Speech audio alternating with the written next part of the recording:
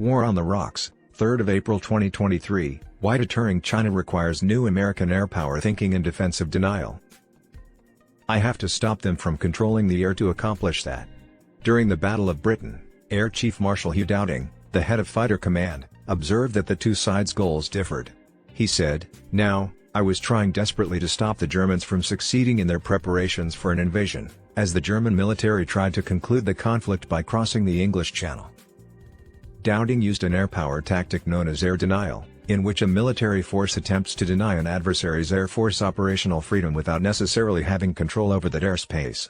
This asymmetrical tactic now might prevent a Chinese invasion of Taiwan. A strategy focused on air supremacy and penetrating strikes is not a novel one, but neither is air denial. It uses surface-based air defenses and the U.S. Air Force to make the Chinese Communist Party more aware of the hazards and uncertainty involved in an invasion without raising the possibility of a nuclear confrontation. Many in the Air Force disagree with this policy since it contradicts decades of Air Force doctrine. However, that theory was predicated on the improper use of aviation, which may not be prudent in Taiwan. Caitlin Lee recently argued against our preferred tactic of air denial. She provided an updated version of the Gulf War paradigm for preventing a Chinese invasion of Taiwan in her book War on the Rocks. For crude assets to deliver firepower at volume, she proposed that in a future battle, next-generation combat drones should operate within the range of China's air defense missiles to sense and detect invasion forces and kill targets of opportunity. She disapproves of air denial as a practical alternative strategy for aerial combat. She referred to this strategy as unproven and seriously wrong. Given the enormous stakes, the future of U.S. Air Force policy is a worthwhile discussion. Lee is right to urge the Air Force to field a better balance of crewed and uncrewed systems, but we are still not persuaded by her arguments against making air denial a fundamental mission. Air denial puts U.S. strength, that it is on the strategic defensive, against China's primary weakness, that it must go on the offensive to grab Taiwan, instead of attempting to match, or perhaps overmatch, China symmetrically. Air denial versus deterrence via denial. The term denial is used in the Indo-Pacific region's policy discussion of conventional deterrence in two different ways: deterrence by denial and denial strategies. The former phrase was first used in the literature on nuclear deterrence to differentiate between deterrence by punishment and deterrence by denial. The goal of deterrence by denial is to persuade an enemy that an attack is infeasible or unlikely to succeed. If an attack occurs, deterrence through punishment poses the danger of unacceptably high costs. To deter aggression, especially where potential adversaries could act to seize territory rapidly, the 2022 National Defense Strategy emphasizes deterrence through denial and calls on the Department of Defense to develop asymmetric approaches and optimize our posture for denial. How to start using this strategy is being discussed in the Air Force. There are two ways of thinking. The first sees air superiority and the capacity to outmaneuver China's Air Force as essential elements of deterrence. According to Lieutenant General David Diptula, retired, we cannot hope to deter our rivals until the United States and its allies can attain the strength necessary to defeat both Chinese aggression in Asia and Russian aggression in Europe in almost simultaneous timeframes. Some commentators contend that to discourage China effectively, the United States must threaten to sink its invasion fleet inside the first island chain within 72 hours.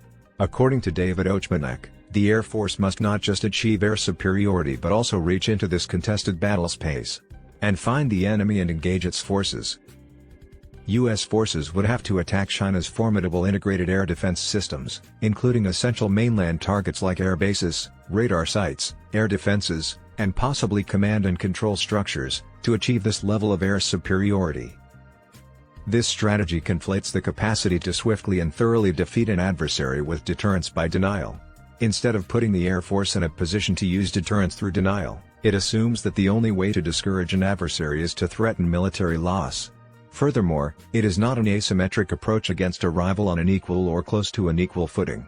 It aims to counter China's advantages directly rather than target its inability to project force. Julian Corbett is a British naval theorist. Air denial uses Julian Corbett's distinction between military strategies of control, which strive to ensure freedom of action inside a military domain, and strategies of rejection, which aim to prevent an enemy from attaining such power.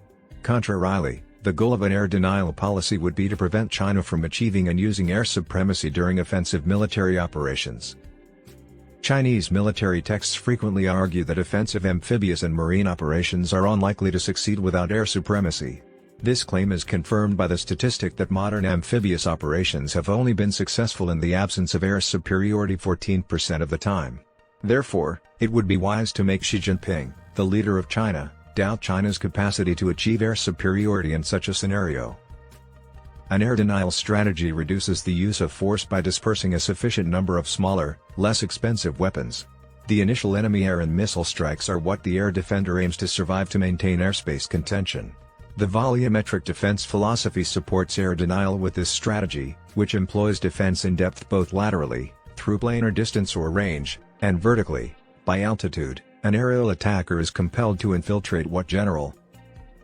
Some commentators contend that to discourage China effectively, the United States must threaten to sink its invasion fleet inside the first island chain within 72 hours. According to David Ochmanek, the Air Force must not just achieve air superiority but also reach into this contested battle space and find the enemy and engage its forces. Although both high and low altitude air threats have been presented by combatants in the past, the difference today is that current air defense systems are becoming more mobile, ranged, dense, and expendable thanks to technology improvements and falling costs. Cyber effects, sensors, platforms with air-to-air missiles, and surface-mobile long and medium-range surface-to-air missiles make up the volumetric defense. This allows the defender to fight the lateral and vertical airspace in new and more efficient ways. These systems protect the approaches from blue skies, which are generally used by advanced fighters and bombers. Adversary aircraft could attempt to fly low to avoid radar detection to minimize these risks. They will be launched into a dense inner layer of air defenses guarded by thousands of anti-aircraft guns, missiles, drones, and rockets. It is far more difficult for an attacker to overcome volumetric defense since each level is mutually supportive but not dependent on the others. China's military would need to overcome every tier of the reason, covering various ranges and altitudes, to achieve air superiority. However, as long as the United States and its allies keep an air defense force in being, the airspace above China's invasion forces would be challenged. This danger strengthens deterrence through denial. According to Lee's article, an air denial strategy would mainly rely on the use of large numbers of small, short-range, inexpensive, commercial drones, and she expresses concern that quadcopter dogfights won't decide the outcome of America's next war. Although other services presently have primary responsibility for air defense and ownership of weapons like the Patriot and terminal high-altitude area defense, surface-based air defenses are the cornerstone of an effective air denial strategy.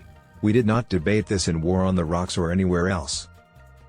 The Department of Defense should re-evaluate current service tasks and missions in light of the importance of air defense and denial to the future of air control.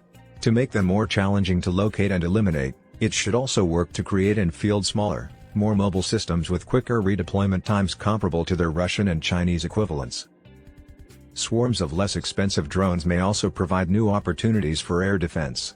Swarms of drones, like barrage balloons in World Wars I and II, could be used to mine the low-altitude airspace as a point defense measure or as a way to direct attacking aircraft into constrained flight paths, forcing them to navigate a minefield of air denial weapons like surface-to-air missiles. In comparison to earlier times, when the outcome of air-to-air conflicts depended mainly on the high-end fight taking place in the blue skies between assaulting formations and defending aircraft, contests for air control are becoming more complex and challenging. Instead, an attacker must overcome every tier of air defense covering various ranges and altitudes to achieve air superiority against today's air defenses. The United States and its allies should use the advantage of the reason. This was the situation between attacking aircraft and surface-to-air missiles during the Battle of Britain in 1940 or in most confrontations since the Yom Kippur War in 1973. A successful approach is air denial. A nuclear exchange might result from a war with China over Taiwan, mainly if Washington targets mainland Chinese targets and China responds in kind. Therefore, U.S. airpower policy must successfully discourage a Chinese attack without involving the country in mainland operations and running the risk of a conflict's early, dangerous escalation. The Air Force must devise a plan to thwart Chinese military aggression in the presence of nuclear weapons. The air domination strategy first reduces American deterrence by taking on many risks. In other words, it assumes that the U.S. will be able to establish and sustain air supremacy inside the first island chain. Given China's powerful combination of long-range precision attack and air defense capabilities and its home field advantage over the United States, this assumption lacks believability. Unlike air denial, a strategy focused on offensive air superiority and large-scale, deep penetration strikes lack credibility and raise the risk of escalation, which satisfies both requirements for deterrent success. In her essay, Lee acknowledges that achieving and maintaining air superiority over China will be difficult for the Air Force, but she provides no strategy. Only when it raises the risks for the attacker, does uncertainty about the result of the air war strengthen deterrence. Instead, it amplifies danger for the defense by making deterrent threats less believable, which has the opposite impact. As a result, the value of deterrence is diminished. Beijing must have faith in the ability and resolve of the United States to follow through on its threats.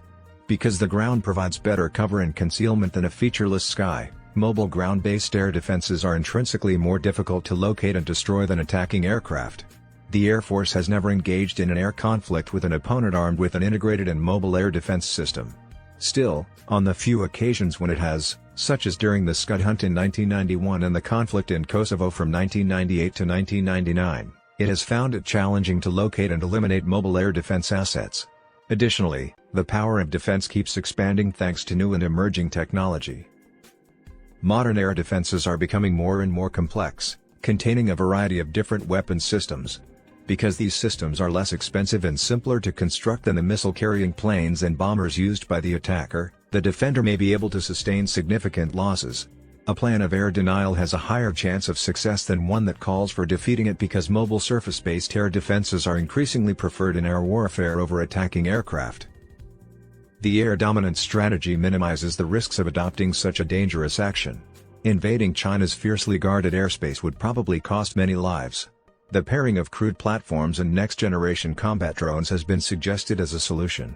These drones, though, won't be attributable. Due to allied or internal political resistance, these high costs may cause China to question the readiness of the United States to heed its threats.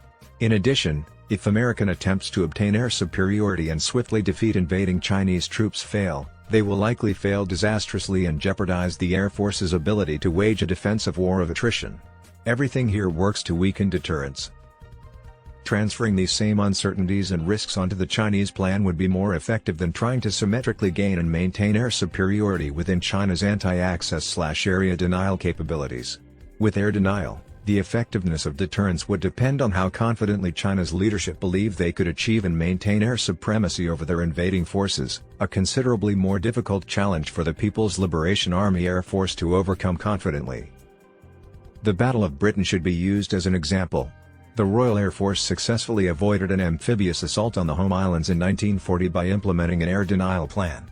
In line with air denial, the fundamental goal of the Royal Air Force's project was to continue operating as an air force, or, in Dowding's words, to carry on for some time by deploying fighter wings across the nation, making effective use of them. Dowding calculated that the Germans would be forced to either invade in the lousy autumn weather or without the required air dominance if Britain's fighters could hold out until the summer of 1940. Britain's air denial plan put the possibility of failure in front of the Germans, preventing them from trying to invade. The failure of the Luftwaffe to accomplish the destruction of the enemy's fighter force was the critical justification given by German dictator Adolf Hitler for his September decision to postpone the invasion. Even if air denial did not stop the Luftwaffe from attacking Britain, deterrence dynamics were still in play. The Battle of Britain was a close call. Still, it demonstrated that air denial might deter an enemy from conducting an amphibious invasion, especially if the defending can maintain the attrition rates. Second, there is a significant escalation in risk with the air domination strategy. Despite the defensive nature of Washington's objectives, an offensive air operations concept can nonetheless appear menacing to China and persuade its leaders that they must take the initiative. By taking an aggressive stance, the United States is likely to exacerbate the security impasse between China and it, as well as its allies and partners in the region, and to hasten the region's arms races. The most likely outcome is a very unstable action-reaction loop where all parties aggressively pursue a traditional first strike advantage. The events of July 1914 serve as an example of how dangerous this dynamic is because beliefs of a first strike benefit can lead to incentives for preemption in a crisis, increasing the chance of conflict. Pursuing U.S. air superiority would increase the dangers of unintentional nuclear escalation should such a conflict arise. Some proponents of this strategy picture the U.S. attacking targets in mainland China. Deptula cautioned that offensive military actions in Chinese airspace should remain in play and that we should not be self-deterring. However, American political leaders may view it as too risky and inflammatory, especially at the start of a fight. According to Caitlin Talmadge, China's nuclear and conventional capabilities may be intertwined, particularly its early warning and command and control networks. As a result, attacks on China's offensive and defensive missile capabilities would almost certainly erode significant components of China's strategic nuclear deterrent, placing Chinese leaders in a risky use-it-or-lose-it situation. Furthermore, American warnings would lack the credibility necessary to prevent a conflict if Beijing thinks Washington hesitates to take such chances. However, the inherent defensiveness of air denial would lessen the likelihood of an escalation. Make the primary goal of the Air Force air denial. Despite having the most potent air force in the world, the United States would make a substantial strategic error if it continued to pursue an offensive air domination strategy, giving China its most significant advantage, the ability to defend effectively an air conflict in the 21st century. If the mutual denial of air superiority is an advantage for the United States, says Lieutenant General S. Clinton Hynot, Deputy Chief of Staff for Strategy, Integration, and Requirements of the U.S. Air Force, then we need to have a military that can achieve mutual denial, even at the edges of the battle space, even on the doorstep of our adversaries. However, according to the famed Prussian military strategist Karl von Clausewitz, the defense should be active rather than passive. Denying China air superiority in the event of a conflict should be the Air Force's priority. The Air Force should simultaneously undermine Chinese forces by primarily using standoff strikes and longer-ranged assaults. The Air Force might then release the flashing sword of vengeance and make the sudden powerful transition to offensive air superiority after the tide has turned, as Clausewitz instructs. It's time to change direction. The Air Force is encouraged to keep emphasizing air supremacy and offensive strike missions by the decision to delegate primary responsibility for air defense to other services. However, the Air Force must prioritize air denial as a primary mission before that can happen.